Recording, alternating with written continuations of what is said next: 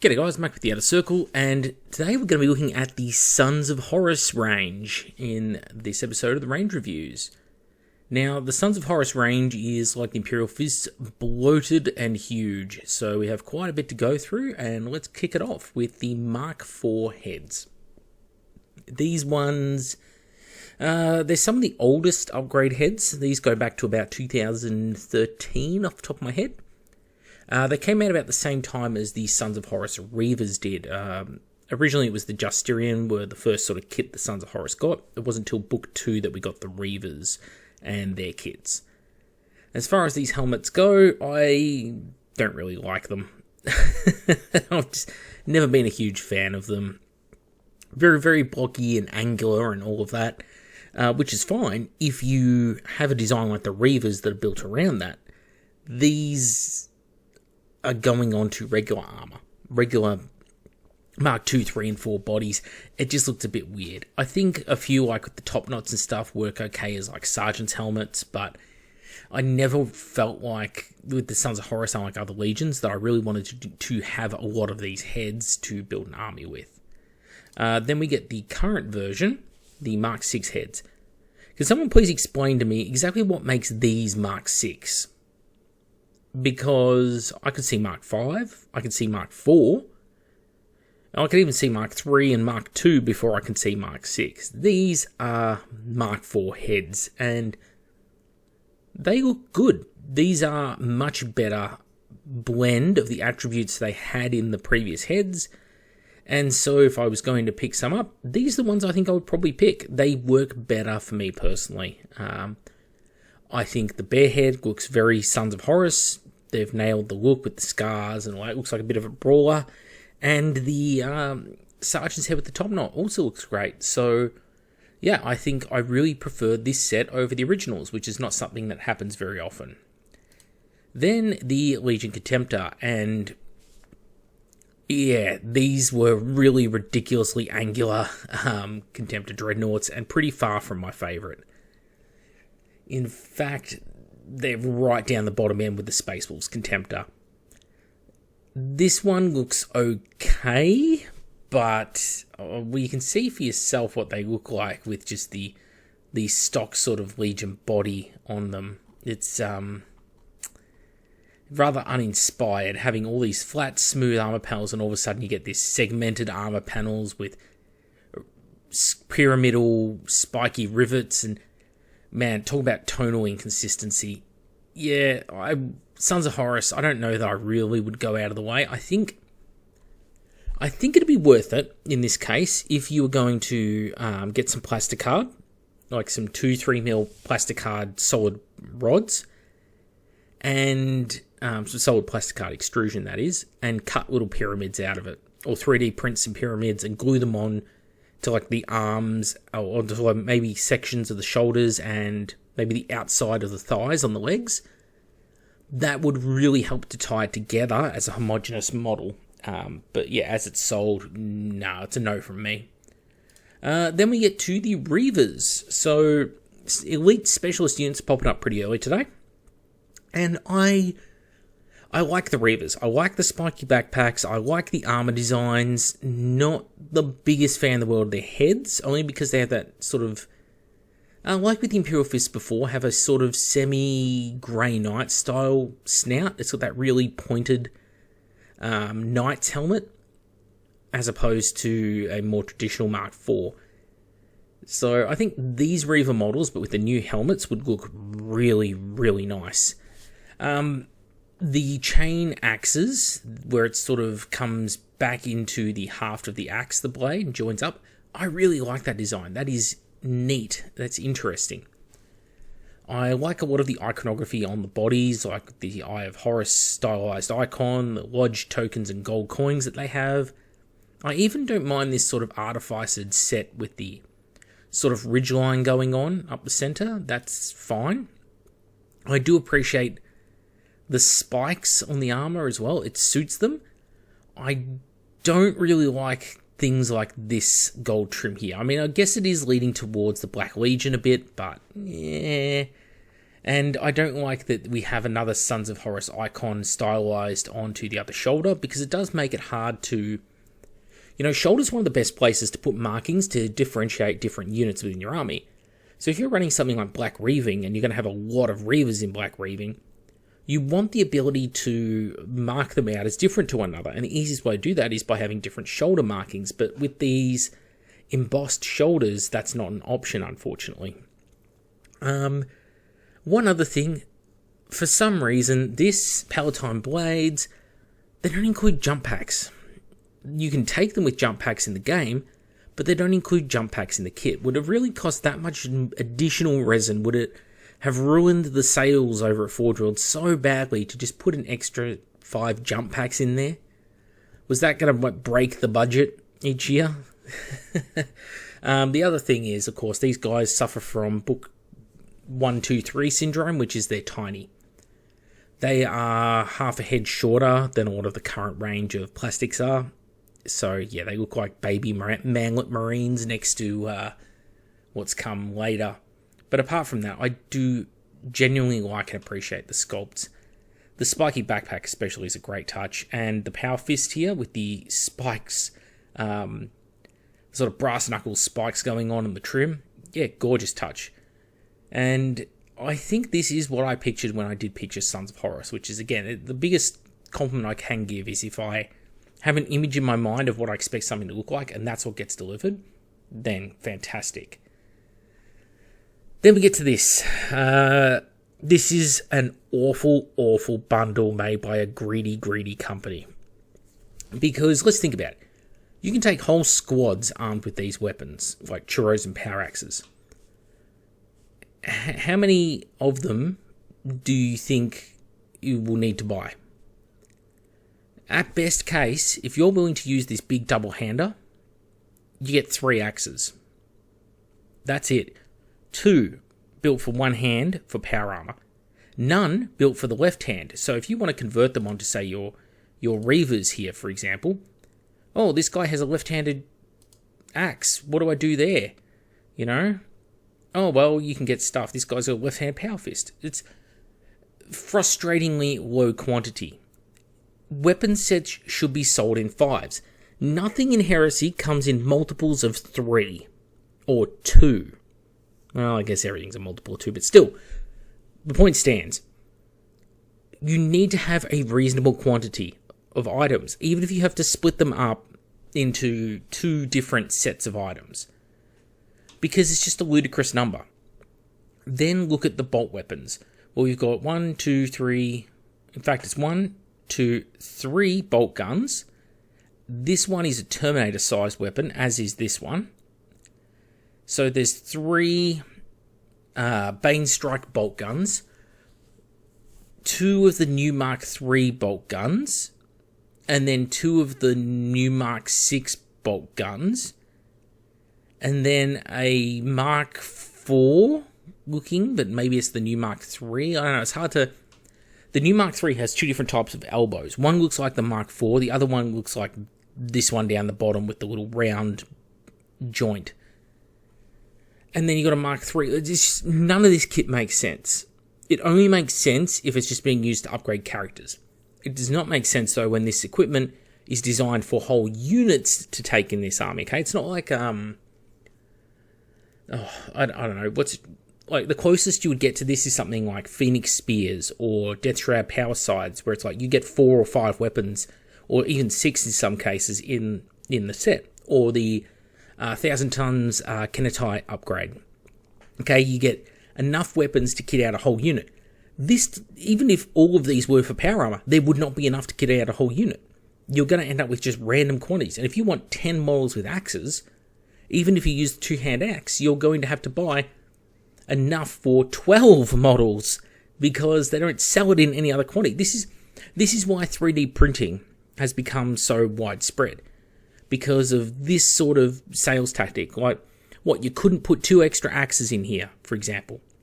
Like that, again, like with the jump packs on the Reavers. This is what's going to break the bank at the company.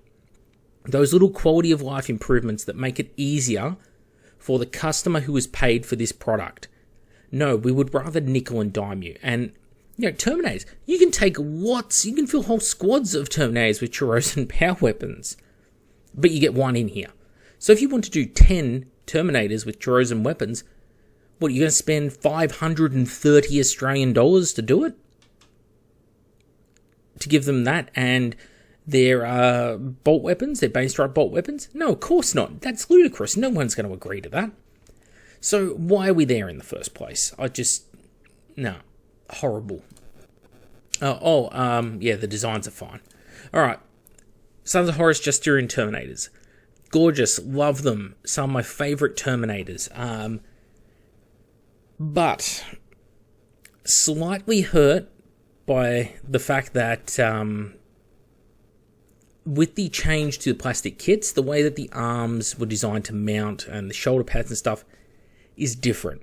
So these guys don't sync up 100% with the new sets of weapons and arms. And the people who have drawn this picture, and you can see they've whited out the weapons to say these don't come in the kit. Yeah, actually, the whole arms, in the case of the lightning claws, don't come in the kit. The whole autocannon doesn't come in the kit. In fact, they come with a multi-melter. They're the only unit that comes with a multi-melter in their kit, which is neat. It's an odd choice how they got a Mark IV helmet in a cataphracti body, yet it works and it looks really, really good with those little top knots. The choice of spikes and iconography is beautifully done on the unit. It's definitely recognizable as cataphracti, but yet is different and unique to the Legion at the same time. You got 5 unique poses going on with the legs. You have 5 unique, similar but unique torsos with things like the spikes and different cabling layouts and trim layouts to differentiate them. And you get a decent number of arms that come with them, but again, none of the lightning claws or weapons. It's not just the fingertips that are missing off the claws. That's one part. The whole arm is one part. People don't know what they're blurring out. That's fine. That's just a marketing thing. But yeah, when you buy their weapons, which is next up, you get the actual multi-melter and their specific Sons of Horus axes, which, hey, let's go into it now because they look good. These are very unique. That sort of axe design kind of reminds me of some Rajput weapons, like some Indian weapons, where it's like an axe meets a mace, meets like a billhook. It's cool. I like it. These are the sort of interesting kits that I like seeing. Okay, where it's like, okay, you've done something different, something unique here. And I really like the multi-melter aspect. It's just a shame that if they redid this kit now, this multi-melter would probably look very different. Because that's a very 40k looking multi-melter. With where the skull is placed on the side and such. And it's not a bad thing. It's not a bad thing at all. That's not what I'm getting at here. It's just that I feel like knowing what they did with other newer sculpts like we're about to get into, they would have stylized it a lot more, and it'd be like an Eye of Horus icon on there. There'd be chains with coins dangling off them, all sorts of stuff. So it definitely shows it's vintage, but at the same time, that's great because there's a lot of units that can take multi-melts. I think Raven Guard Deliverers and Iron Warriors Dominator Cohort can both take them. So hey, guess what? Here's the kit you buy to upgrade to them, because multi-melters are fantastic weapons. Then the Sons of Horus Legion Command, and these guys are old school. And they sort of make you wonder, why do we have these? In fact, I know where that specific one with the banner lives. A very close friend of mine has that model at home, the actual model in this picture. Here they are, right? These were a great looking set. And I think people agree that they're interesting. They're different. They're in interesting poses, okay, with the banner being crumpled up and held in the hand is something we haven't seen an awful lot of. The sergeant type character on the right was, for the longest time, everyone called Malagurst, so we thought that was Malagurst's model. Turns out we were wrong. We thought you just use bits of him and bits of the banner together, ta-da, Malagurst. But no, he's just some Sons of Horus Praetor. but the holding the helmet in the arm, the very stylized axes that they have, the spiky backpacks like the Reavers, perfectly suit and blend into the range. And they're not too ostentatious and over the top. They look like the very practical sort of guys you would expect to be in the typical sort of command sections of the Legion. And I wish they were upscale, because these guys are tiny. The new Power Armored Praetor, who we'll get to in possibly the very next image, actually, he is, I think the top of these models is about level with his shoulder. That's how much taller he is than them. But, there's no tactical rocks here, anything like that. All the arms are removable. There is no situation here where it's like, these are a pain to convert. No, all these bits are fantastic, and you can use them anywhere. And I really love this kit, but it has really suffered, especially from the scale creep, the ridiculous scale creep that's going on. If you put these guys next to the new 40k Intomitus Terminators, they don't even come to the chest on them. That's how short they are. Then we get to that aforementioned Praetor, who I like. It's fine, but he feels very lanky, very long, thin, spindly legs. And the thing with power armor is some people love the longer limbs. They feel the old school Marines very stumpy looking. I personally like the stumpy look, because armor makes you look wider and doesn't make you look as tall. Because if your armor is 3 inches thick and you've got it on each side of each leg, that's 6 inches on each leg, that's 12 inches wider as a whole. But if your helmet is 3 inches thick on top of your head, you only went up a quarter as fast in height as you did in width, unless you're wearing high-heeled boots that are also 3 inches thick underneath. So you can see how a Marine would look very stumpy, because their legs get very fat, but they don't get longer. Alright? Some people love the longer, lankier look. I'm pretty indifferent or even against it if I really had to pick. Unnecessary model, because these guys existed. They could have just done an upscaling, a re-release, a new release, whatever. As a design goes, it's a nice model. It's a nice design. It looks good. It feels like with the pose he's in, there should be something going on with the leather strapping, like maybe some movement there instead of just all perfectly hanging vertically down. Just seems like an odd choice given the sort of situation we're in. And the trim on the back of the power fist here makes no sense. I don't know what that trim is. It's just ugly. Let's just call it what it is. But the bare head looks good. He looks very just displeased, like he just smelt something a bit rank. And the helmet looks like an Iron Warrior. I actually don't care for the helmet at all for a Sons of Horus. I think this would be a fantastic Praetor helmet for an Iron Warrior.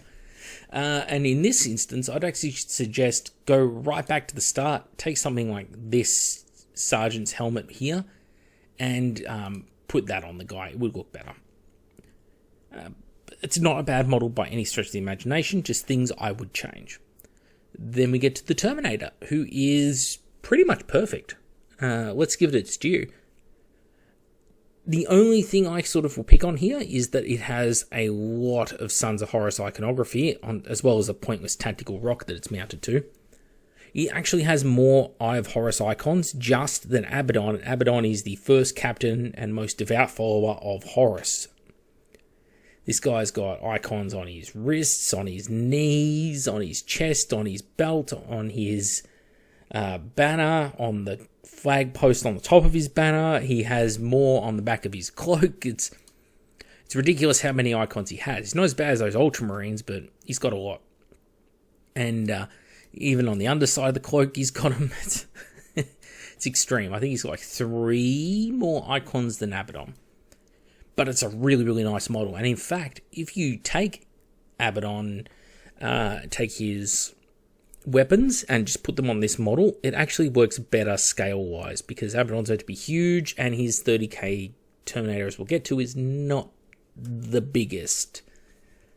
So a combination or a blend of the two would actually look really, really good. And I'm sure people have done it. I just haven't noticed it. This little bit of fur cloak, I think, looks awful up the top.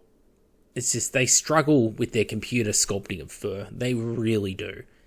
It's not terrible. It's not like Space Wolf's banana fur, but it's not good. Come on, look at that. There's just this uniform mass.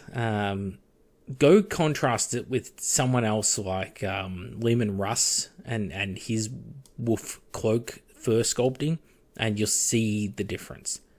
But other than that, gorgeous model, really like it, and if I was building Sons of Horus right now, I would definitely find a way to get him into my army. Then the first of the characters, the Sons of Horus Decurion Lanius. What does he do with the banner when he has to use the heavy bolter, I wonder? It's like a Bane Strike heavy bolter as well. Just curious. He loves his coins on chains. He has a lot of coins on chains. And his helmet is actually pretty fucking cool. Very metal. And put that on that Praetor who looks like an Iron Warrior. I would buy this model, not from Forge World. I would buy this model though to put in a tank as a tank commander, just for the painting opportunity and the fact that it does look really cool. This looks better than the Imperial Fists model does, and although I don't think of Sons of Horus as a huge tank force, I think of more as like an aggressive infantry force.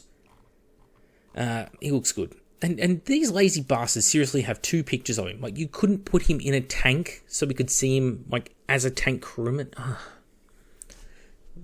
They just don't even care. These models just sell themselves at this point. Alright. Varen Asahadon. Asahadon? Yeah, sorry. That name is actually the name of a Neo-Assyrian king. Fun fact. But slightly tweaked up, which stumbles me. But cool name. Anyway, I like the model. I like that he's got these very Reaver stylings, although nothing about him makes sense for the time period in which this guy is supposed to exist, because this is meant to be a Siege of Terror era miniature. Which...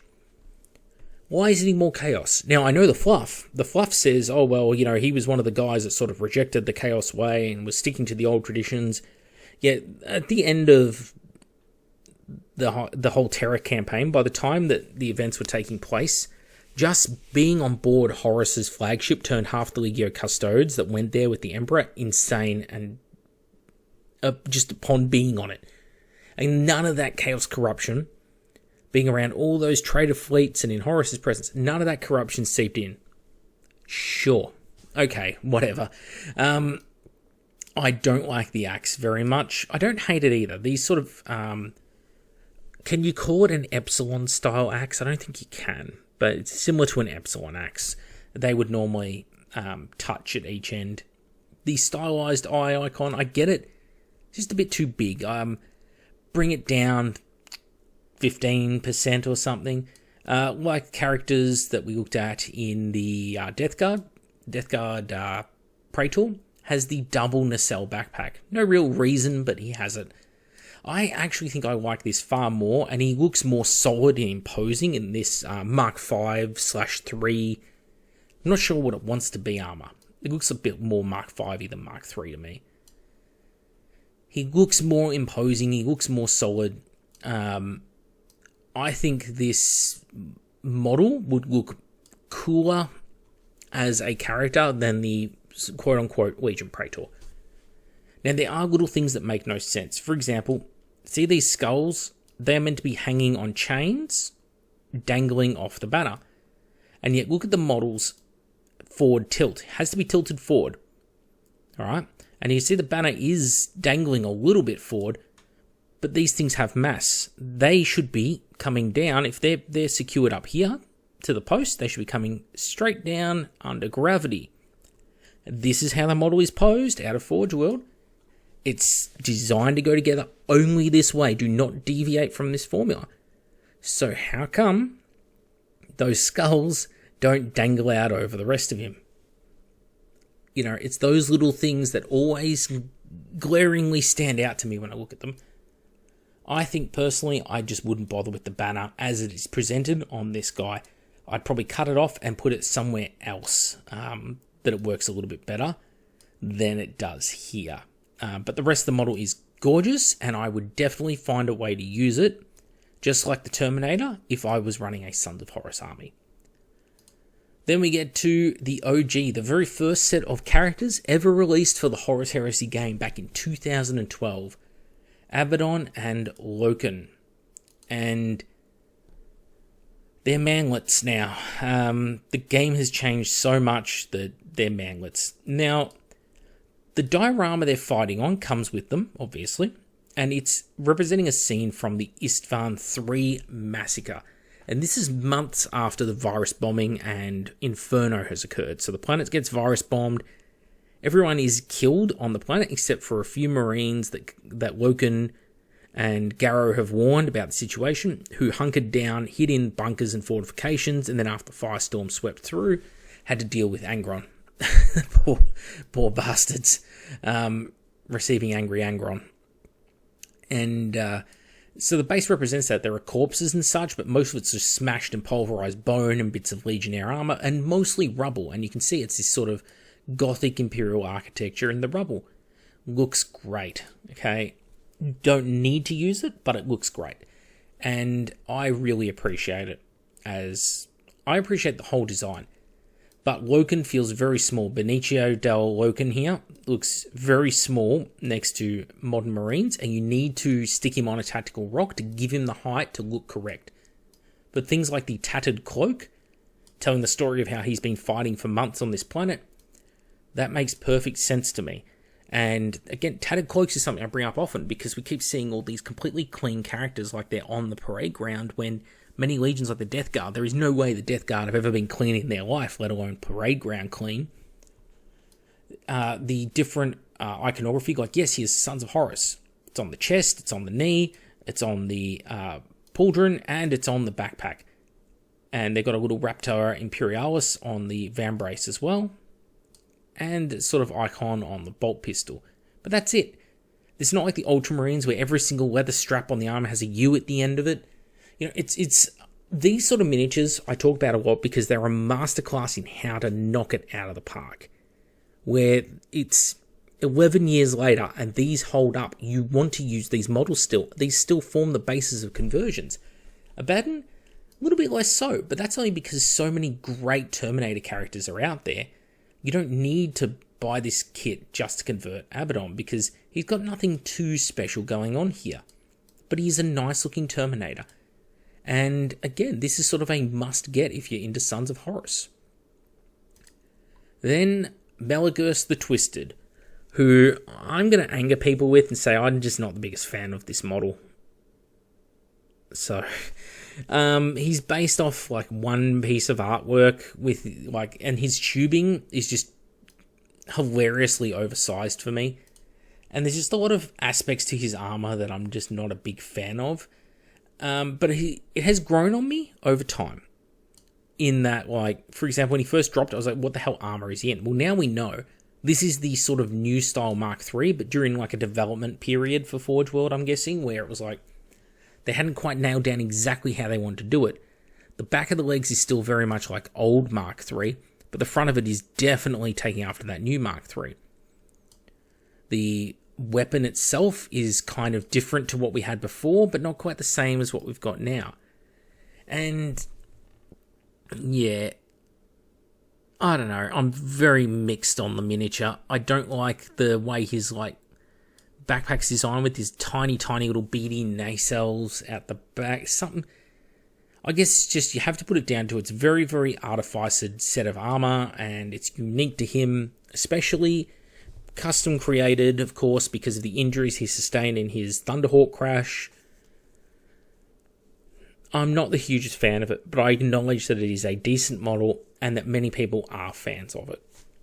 But for me personally, I see a lot of things that I just go, no, I don't really like that detail, or I don't want to paint it. Everyone's different, right? But we're going to go from here now into the Primarch. So we have two to pick from. We have possibly the GOAT. This is up there for the best Primarch. This is really up there in the running for best Primarch ever. this model, and I've watched the Simon Egan interview with him when he first sculpted it, right?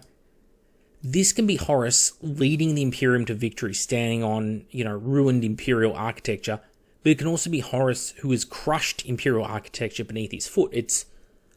This Horus is what you want to make of him.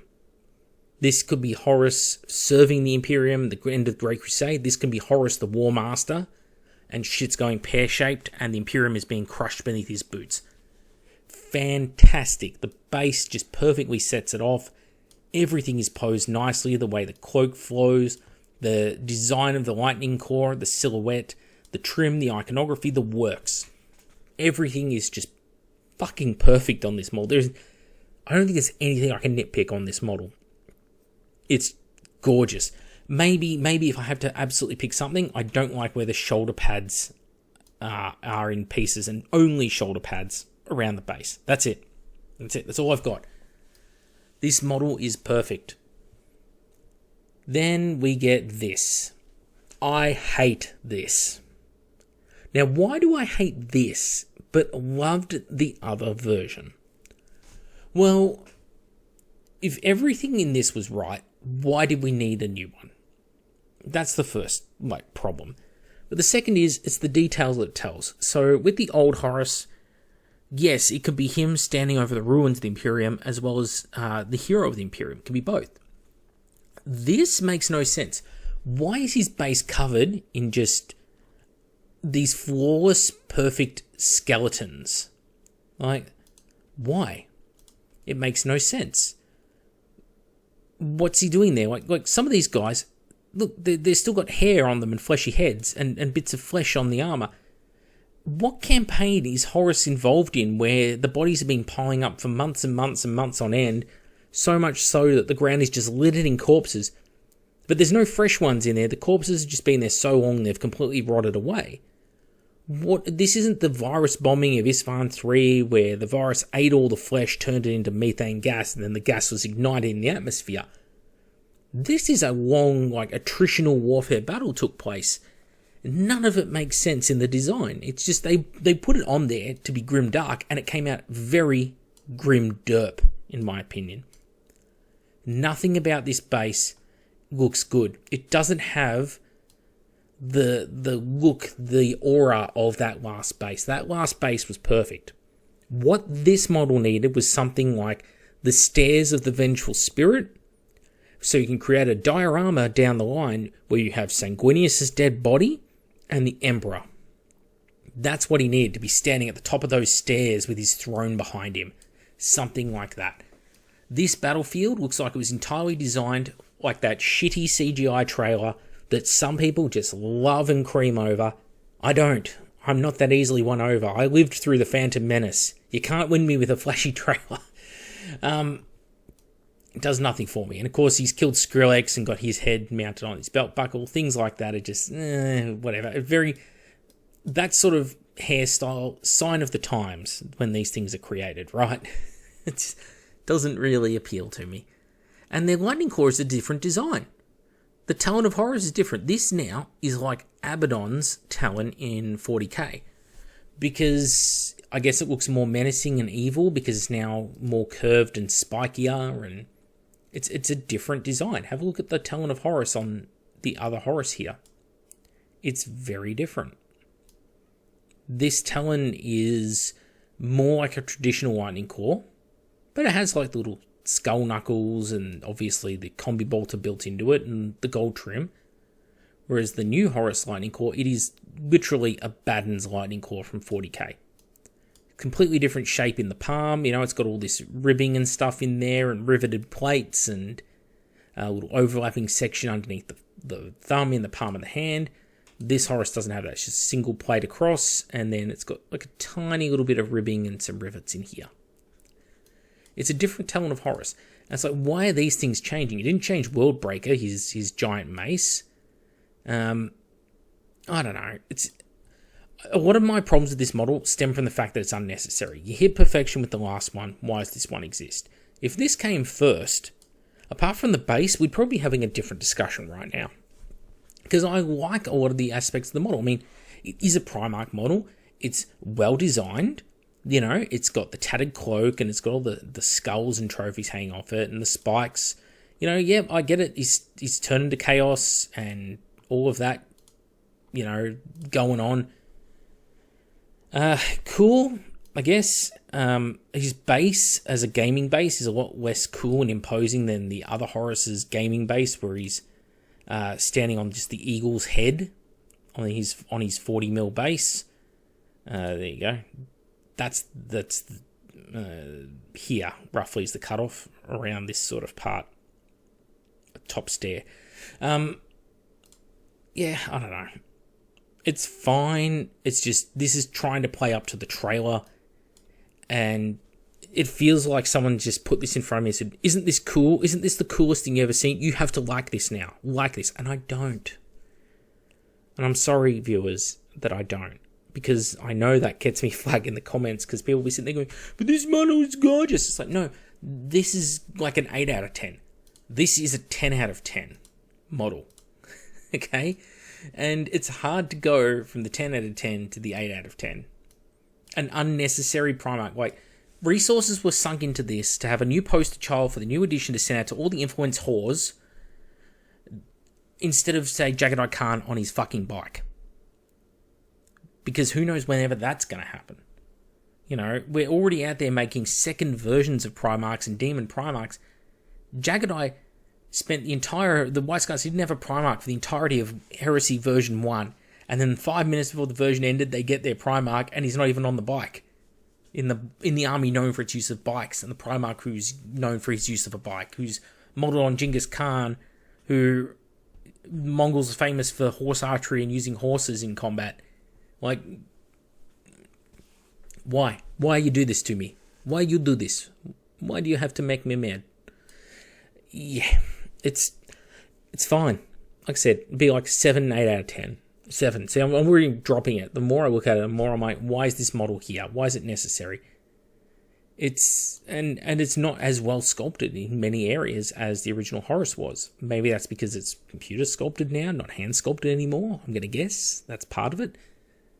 But unnecessary model, and especially let down by the base. Like, the base drags it down points on its own, because that base, as designed, no, it's a fucking god awful base. He's the worst base of all the Primarchs in the Horus Heresy, and I'm going to say this is one of the worst Primarchs in the Horus Heresy for me, and that's the key for me. You have your own opinions. You come here to hear mine this time. But you're allowed to leave yours in the comments below. So let's do that. Let's wrap up the video here and leave your comments below. Thank you all for watching. I do appreciate it. And I love reading your comments and hearing from you. So let's see that. And I'll see you on the next episode.